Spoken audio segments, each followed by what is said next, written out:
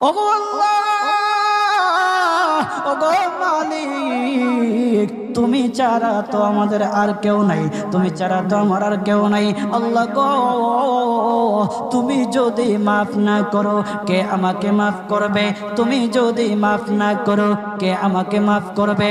তুমি যদি আমাকে মাফ করো তাহলে তোমার কোনো দিকে কমবে না, তুমি যদি আমাকে মাফ না করো তোমার কোনো দিকে বাড়বে না।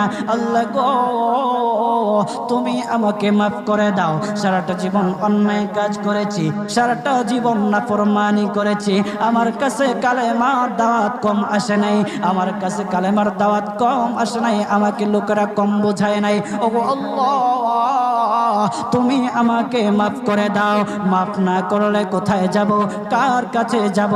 বাবা যখন মারে তখন মার কাছে আশ্রয় নেওয়া যায়, মা যখন প্রহার করে তখন বাবার কাছে